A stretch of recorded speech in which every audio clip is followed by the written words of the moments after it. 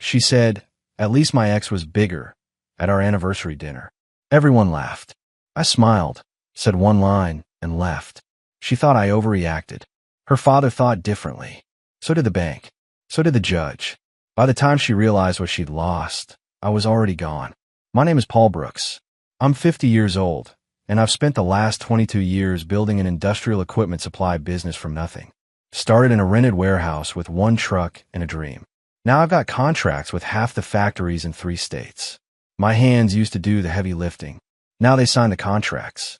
But that night, those same hands gripped a wine glass so hard I thought it might shatter.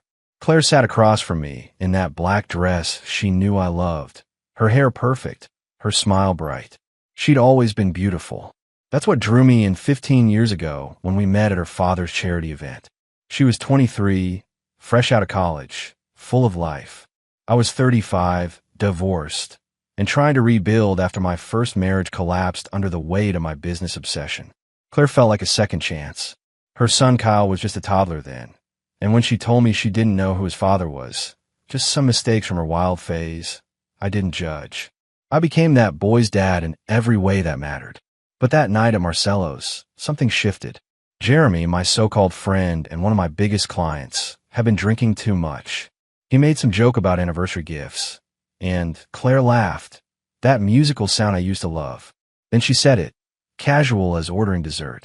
Well, at least my ex was bigger in the gift department. Paul's more a practical guy. The table erupted. Jeremy choked on his wine. Sarah, his wife, gasped and then giggled.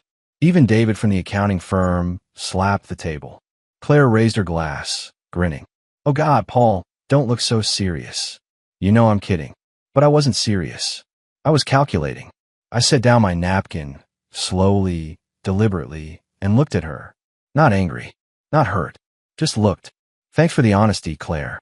The laughter died. Not dramatically, just faded into uncomfortable silence. People suddenly found their plates fascinating. Sarah cleared her throat. Jeremy reached for the wine bottle. Claire's smile faltered. "Babe, it's a joke. You're not really upset, are you?" I stood up, buttoned my jacket, and smiled. Not at her. At nobody in particular. "Excuse me," I said and walked out. I didn't storm. Didn't slam anything. Just left.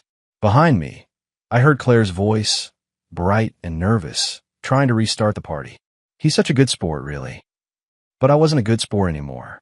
I was done being the safe choice, the practical guy, the man who paid for everything and took the jokes with a smile. I walked to my truck in the parking lot, sat in the driver's seat, and didn't start the engine.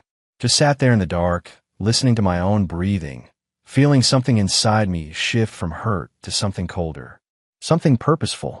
That joke cost her more than she'd ever imagined, and I was about to show her exactly how much. I didn't go home that night. Not right away. Instead, I drove to the warehouse, the one where this whole business started 22 years ago. It was past midnight, but I still had keys to every lock in the building. Old habits. I walked through the dark loading bay, past rows of industrial generators and hydraulic systems, and climbed the metal stairs to my old office. The new one downtown had marble floors and a view of the river. This one had concrete walls and memories. I sat in the chair I'd bought at a garage sale in 1998, pulled out my phone, and stared at the 17 missed calls from Claire. 17. Each one probably started with tears and ended with excuses. I didn't listen to a single voicemail. Instead, I opened my email and started reading through the messages I'd been ignoring. Business contracts, client requests, and then, buried 3 weeks back, one that made my blood run cold. The subject line read, "Dad, we need to talk."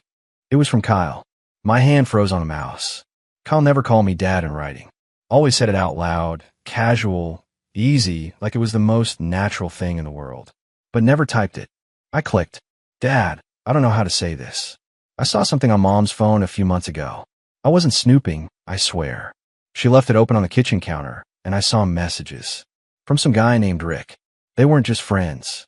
I took screenshots because I didn't know what else to do. I've been carrying this around, and it's killing me. I want to tell you in person, but I keep chickening out. I'm sorry. I'm attaching the files. You deserve to know. I'm on your side. Always. Kyle." 3 attachments. All screenshots. I opened the first one. A text conversation between Claire and someone saved as R in her contacts. The messages were dated from 4 months ago. Flirty at first, then explicit. Plans to meet. Hotel names. Times when I'd be out of town on business calls. The second screenshot showed a photo. Claire and a man I didn't recognize. Younger, maybe 35, gym body, cocky smile. They were in a restaurant booth, his arm around her shoulders, her head tilted toward him like she belonged there. The third was a voice message transcription. Claire's words. I know I should feel guilty, but I don't. Paul's a good man, but he's boring. You make me feel alive again. I sat there for 20 minutes, phone in hand, staring at those words. Boring. I wasn't angry. I was numb. And then, slowly, something else crept in. Clarity. Kyle had known for months. That 16-year-old kid, the boy I'd raised since he was 2, had carried this weight alone, try and protect me. While his mother played games, Kyle was gathering evidence. He was more of a man at 16 than most grown adults I knew. I typed a response. Kyle, thank you for trusting me with this. You did the right thing. Don't worry about your mom. I'll handle it. And son, you didn't betray anyone. You protected what matters. I'm proud of you. Stay at the house tonight if you want, or come to the warehouse if you need space. Either way, you're not in trouble. You never were. Dad. I hit send and leaned back in the chair. Claire had made her choice. She'd humiliated me publicly, betrayed me privately, and underestimated the one person in that house who actually had a spine. My phone buzzed. Kyle's response came through fast. I'm coming to the warehouse. I don't want to be here when she gets home. 20 minutes later, headlights swept across the parking lot.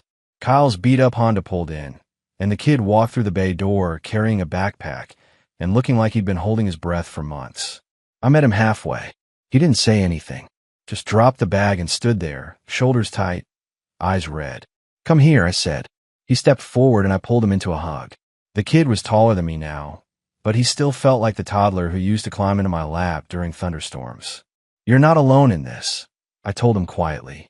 We're going to be fine. Both of us. He nodded against my shoulder, and for the first time in months, I felt something other than anger. I felt purpose. Claire thought she'd won. She thought the joke, the affair, the lies were all hers to control. She was wrong, and she was about to find out just how wrong.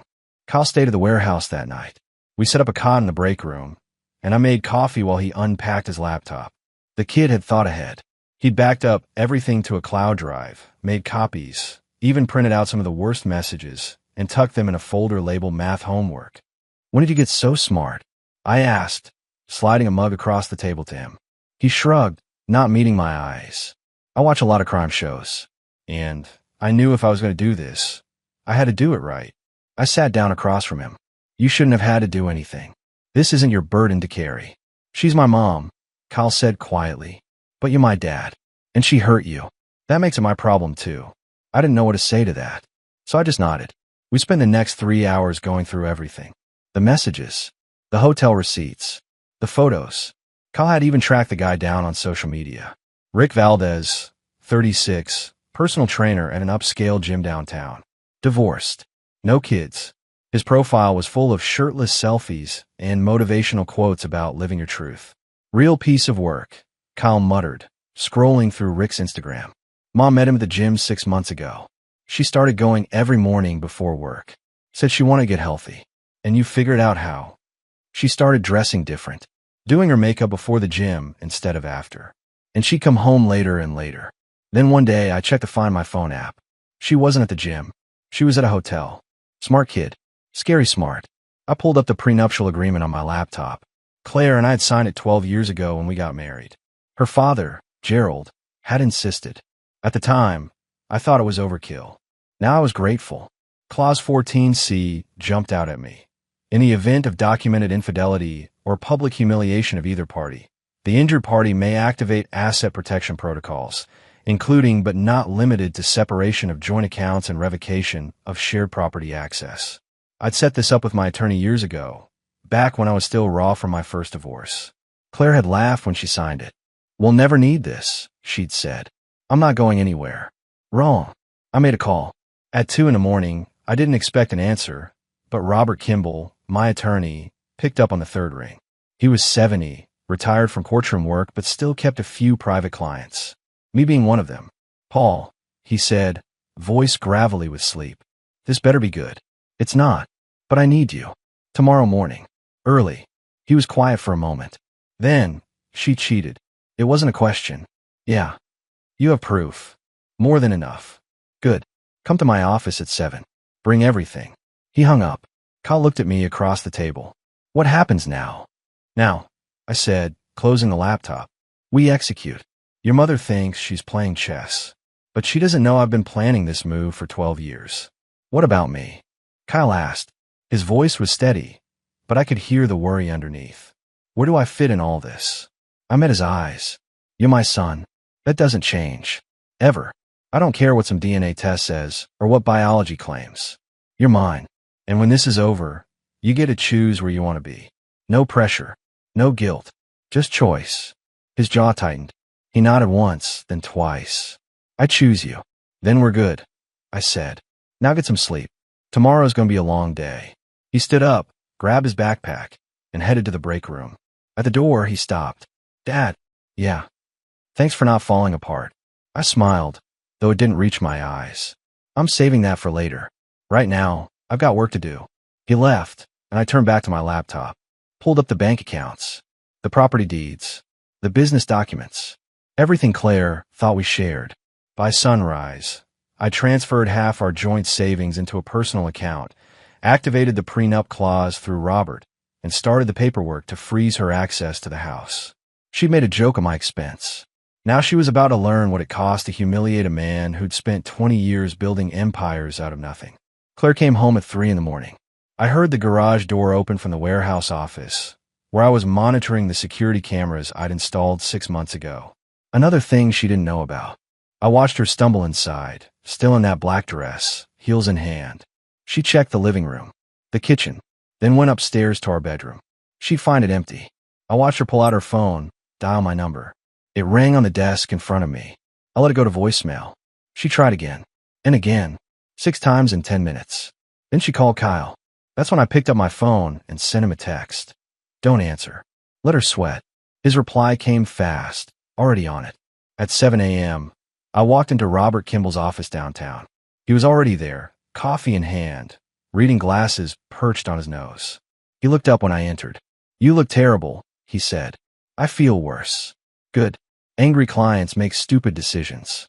You look calculated. That's better. He gestured to the chair across from his desk. Show me what you've got. I laid out everything. The screenshots Kyle had sent, the hotel receipts, the photos, the text messages. Robert flipped through them methodically, his expression never changing. Finally, he set them down and looked at me. This is airtight. You want a divorce. Eventually. But first, I want to activate the prenup. Lock her out financially. Then file for full custody of Kyle. He's not your biological son. I've been his father for 14 years. That counts. Robert nodded slowly. It does. And given that she's the one who committed adultery, and that Kyle is 16 and can choose where he lives, you've got a strong case. But it's going to get ugly. Let it. He smiled, thin and sharp. I'll have the papers filed by noon. She'll be served by end of business today.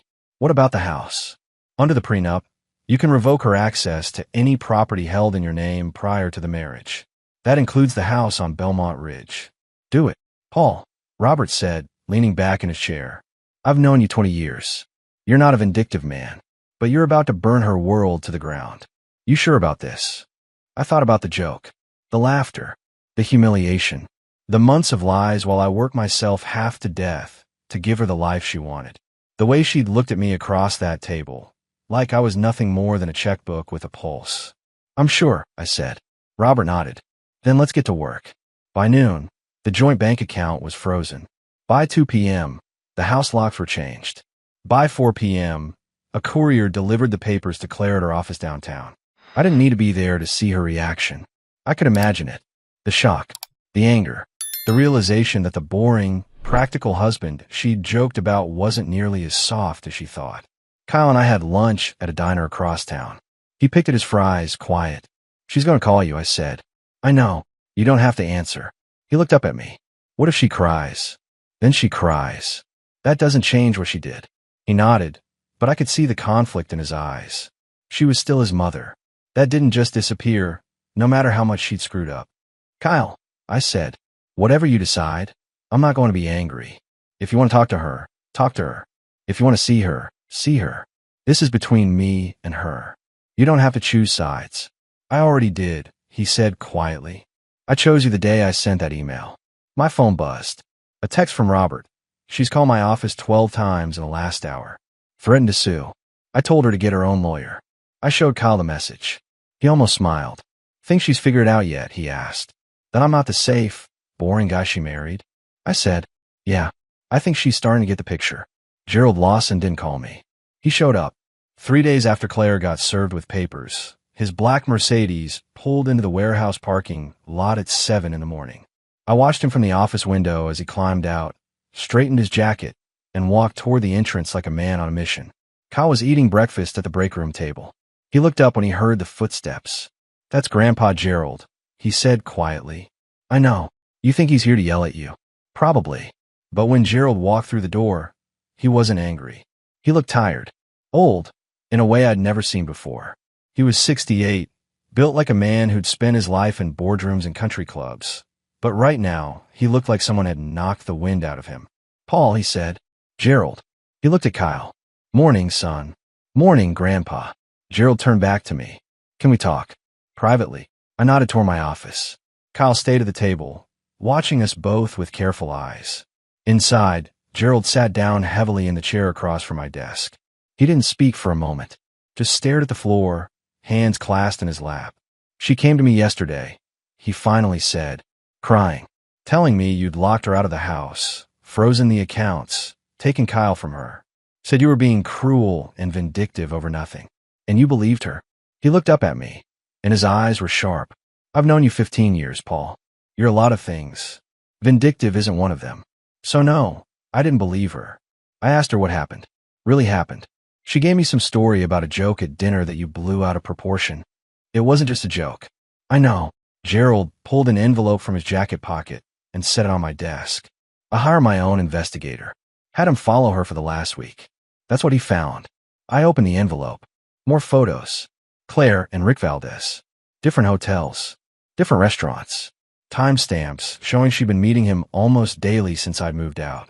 She didn't even slow down, Gerald said, his voice flat. You walked out, filed papers, and she just kept going. Like nothing happened. I set the photos down. I'm sorry you had to see this. Don't be sorry. I needed to know. He leaned back in the chair, looking older than ever. When Claire was young, I spoiled her. Her mother died when she was 12, and I didn't know what else to do. I gave her everything she wanted, never made her work for anything. I thought I was being a good father, but I created someone who doesn't understand consequences. Gerald, let me finish. He held up a hand. I'm not excusing what she did. I'm explaining it. She thinks the world revolves around her, that people exist to make her happy. And when they don't, she just moves on to someone who will. That's my fault, not yours. What are you saying? I'm saying you're doing the right thing. Lock her out. Take the house. Protect Kyle. Gerald looked toward the door, where Kyle was still sitting in the break room. That boy deserves better than what she's giving him. And frankly, so do you. I didn't know what to say. Gerald stood up. I'm changing my will. Claire won't inherit a dime. Everything's going to Kyle, in a trust managed by you. I'll have my attorney draw up the papers this week. You don't have to do that. Yes, I do. Because if I leave it to her, she'll blow through it in 5 years and have nothing to show for it. But Kyle, he's got your sense, your work ethic. He'll make something of himself. Gerald walked to the door, then stopped. Paul, I'm sorry for what you did, for not seeing it sooner. You're a good man. You deserve better. Thank you, Gerald. He left, just like that. No dramatics, no anger, just a father accepting that his daughter had failed and choosing to do the right thing anyway. Kyle appeared in the doorway a moment later. What did he say? He's on our side, I told him. Kyle's shoulders sagged with relief. I thought he'd hate me for picking you. He doesn't. He's proud of you. Kyle nodded, but I could see the emotion working behind his eyes. He'd just lost his mother, in every way that mattered. And even though he'd chosen me, even though he knew it was the right choice, it still hurt. Come here, I said. He crossed the room, and I pulled him into a hug. He was 17 now, nearly a man, but he still needed this. We all did. We're going to be okay, I said quietly. Both of us. I know, Kyle said. Because you don't quit. No, I thought. I don't. 2 weeks after the papers were served, Robert Kimball called me with news I wasn't expecting. Paul, we got a problem. Or rather, Claire has a problem, and you're about to benefit from it. What kind of problem? I was going through the financial records for the divorce proceedings. You know, standard audit, making sure everything's accounted for. I found some irregularities. I sat up straighter. What kind of irregularities? The college fund you set up for Kyle. The one with $150,000 in it. It's at $82,000 now. My blood went cold. What? $68,000 withdrawn over the last 18 months. Multiple transactions, all authorized by Claire. She had joint access to the account. Where did it go? That's what I'm working on. But based on the withdrawal dates and amounts, and cross-referencing with her credit card statements, I'd say she was using it to fund her lifestyle. Hotels, dinners, gifts. There's even a $5,000 charge to a jewelry store the same day she withdrew $10,000 from Kyle's fund. I stood up, pacing the office. She stole from her own son. Technically, it was a joint account, so it wasn't theft in the legal sense. But morally, yeah, she stole from him. Can we use this? Absolutely. It shows financial irresponsibility, parental neglect, misuse of funds intended for a minor. Judge is going to love this. Or hate her for it, which amounts to the same thing. I want every transaction documented. Every dollar accounted for. Already on it. I'll have a full report by end of week. I hung up and stood there, staring at the wall, feeling something beyond anger. Kyle had worked part-time jobs since he was 14. Saved money. Talked about college like it was this big dream. And Claire had been siphoning off his future to pay for hotel rooms with her trainer boyfriend. I walked out to the warehouse floor. Kyle was helping one of my guys load hydraulic pumps onto a truck. He saw me and jogged over. Dad, you okay? You look like someone just kicked your dog. I didn't sugarcoat it. Your college fund. Your mother withdrew $68,000 over the last year and a half. His face went blank. What? She used it. Hotels, restaurants, gifts. She spent your college money on her affair. Kyle just stood there processing. Then his jaw tightened, and something dark flashed across his face. I worked for that money. I saved. I put in half of everything I earned from mowing lawns and stocking shelves. I know. And she just took it. Yeah. He turned away, hands in his pockets, shoulders tight. I gave him a minute. When he turned back, his eyes were red but dry. I don't want to see her anymore, he said quietly. I know I said I'd think about it, but I'm done. She can cry all she wants. I don't care. You sure? Yeah. She stole my future to pay for her fun. That's not a mother. That's a thief. I put a hand on his shoulder. We'll rebuild the fund. I'll match what she took, dollar for dollar. You don't have to. Yes, I do. You earned that money. You deserve to have it. Kyle nodded, then looked up at me. What happens to her now? Now, she answers for it.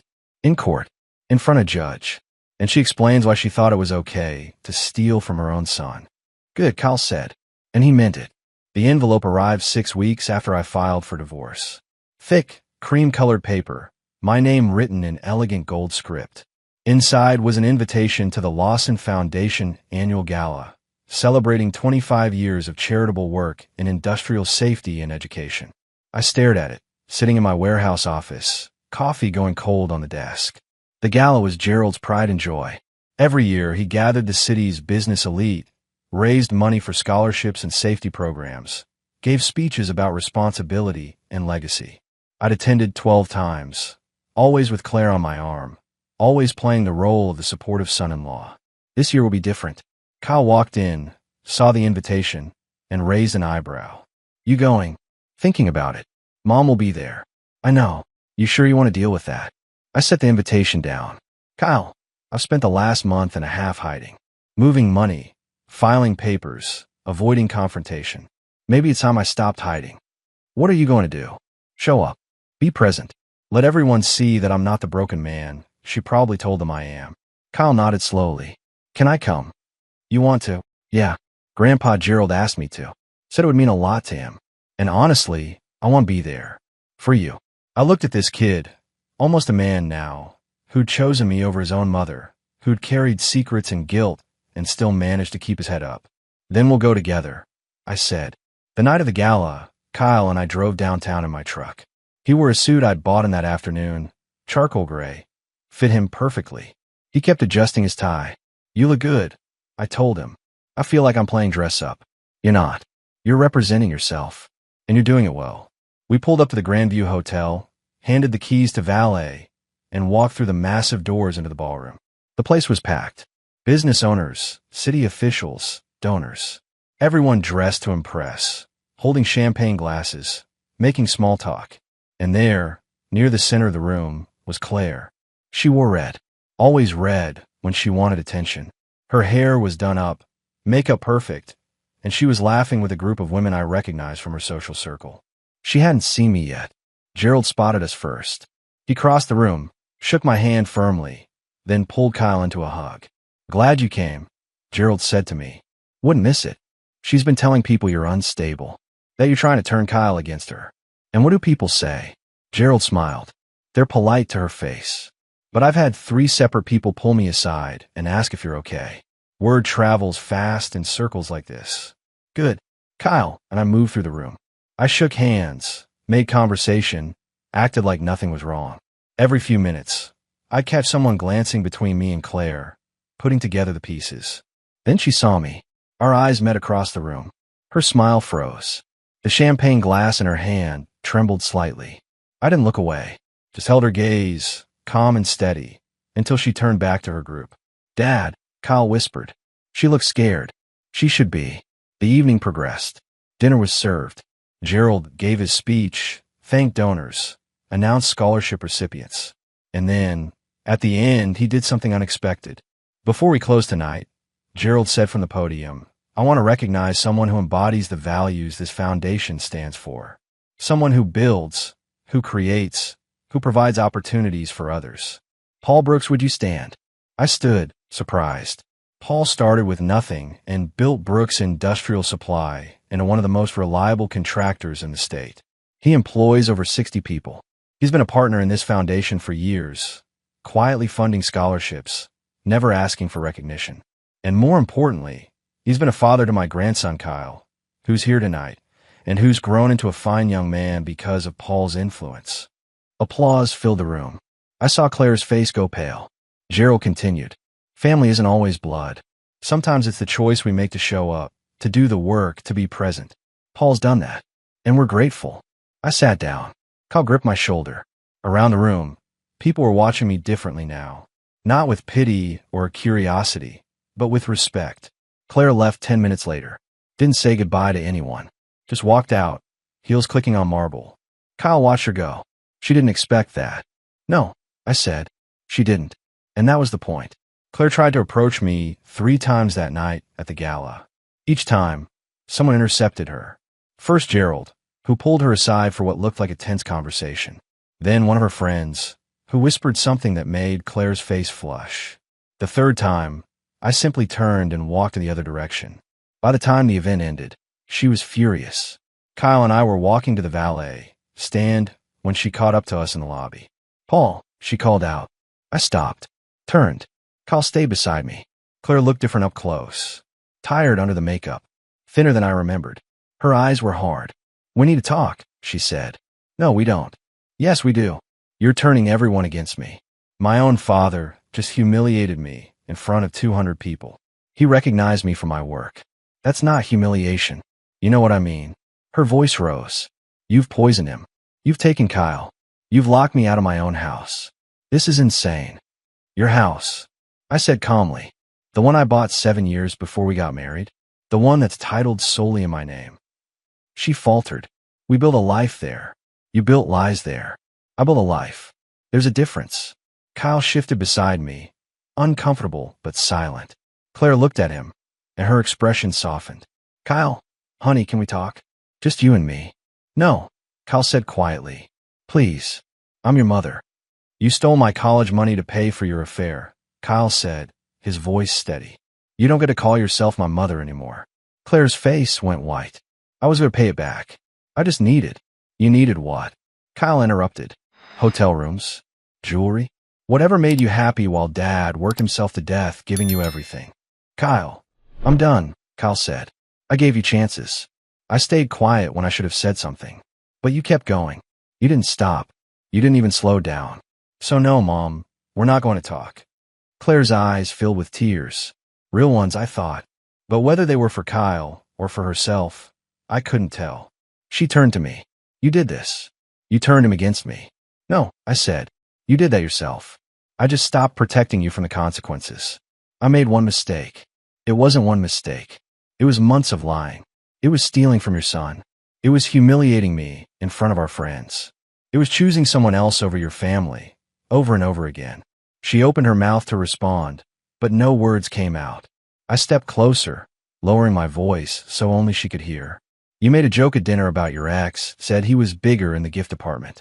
You wanted everyone to laugh at me, to see me as the boring, practical guy who couldn't measure up. Her face flushed. But here's the thing, Claire.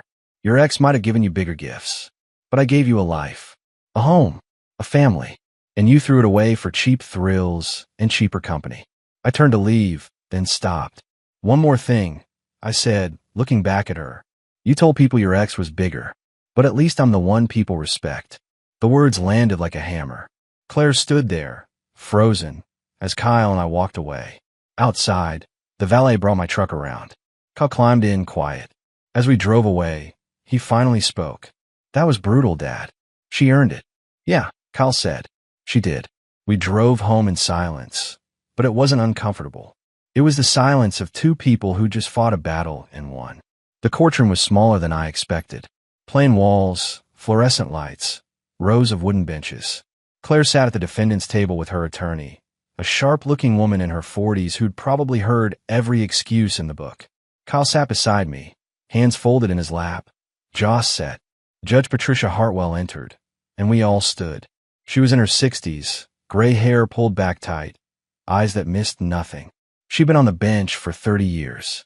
Robert had told me she had zero patience for games. Be seated, Judge Hartwell said. The hearing lasted 2 hours. Robert presented everything methodically.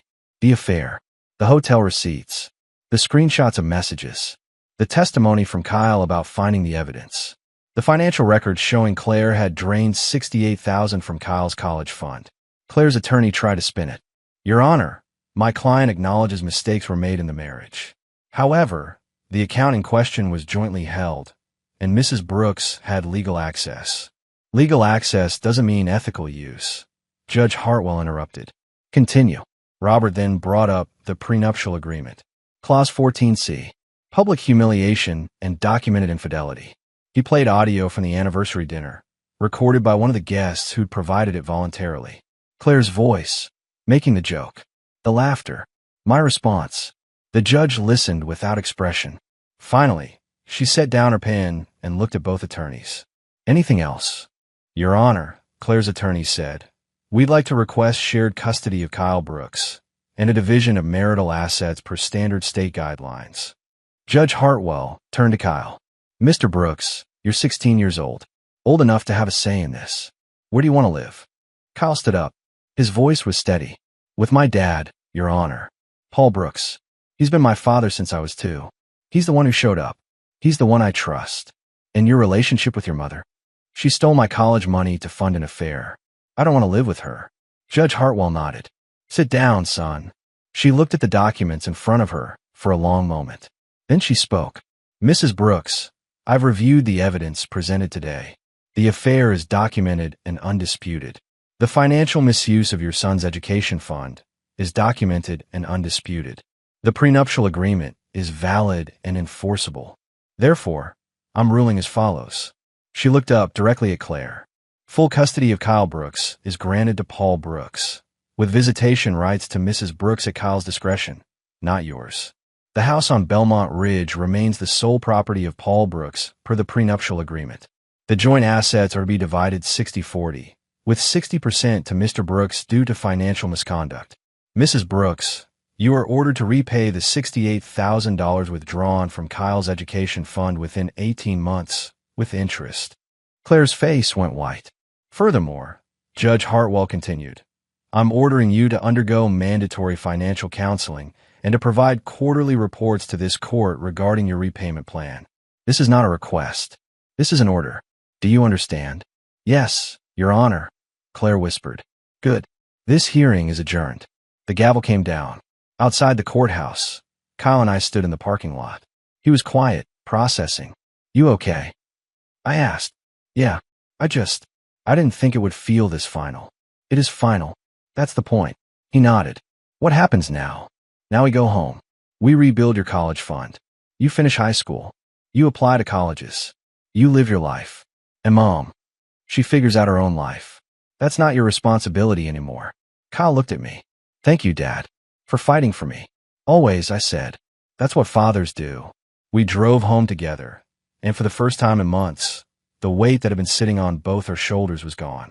2 years can change everything. Kyle graduated high school with honors, got accepted to 3 universities, chose mechanical engineering at State. His college fund was fully restored, plus some. I'd matched every dollar Claire took and added another $50,000 for good measure. Claire moved to an apartment across town, got a job in retail, something she'd never done before. Gerald cut her off financially, stuck to his word about the will. She paid back the education fund in monthly installments, never missed a payment. I'll give her that. Kyle saw her occasionally. Coffee, lunch, careful conversations.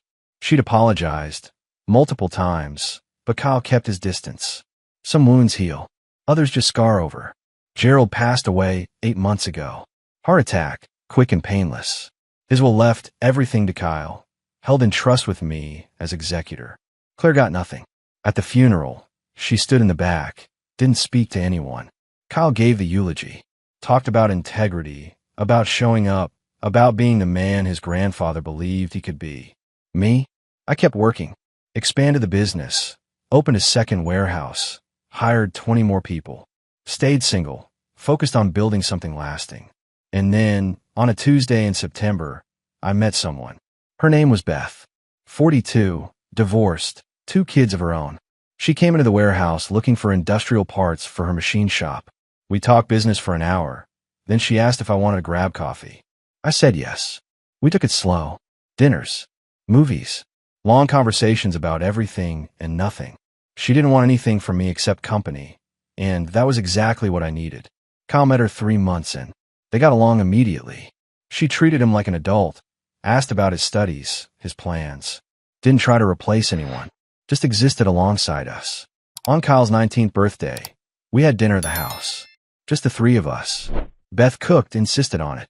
Kyle told stories about college, about his engineering projects, about the life he was building. At the end of the night, as Beth was leaving, Kyle pulled me aside. I like her, Dad. She's good for you. Yeah. You deserve to be happy. So do you, son. He grinned. I am. Thanks to you. After he left for campus the next morning, I sat on the back porch with my coffee, looking out at the yard, thinking about everything that had happened. Claire had made a joke. A stupid, careless joke meant to get a laugh. She thought it was harmless. Thought I'd take it like I always did, swallow my pride, play the good sport. But that joke cost her everything. Her marriage, her son, her father's respect, her inheritance. And me? I'd lost a wife, gained clarity, and learned that sometimes the strongest thing a man can do is walk away and let consequences follow. My phone buzzed. A text from Beth. Coffee later? My treat. I smiled and typed back. Sounds good. Life moves forward. Some people move with it. Others get left behind. I chose to move forward, and I wasn't looking back.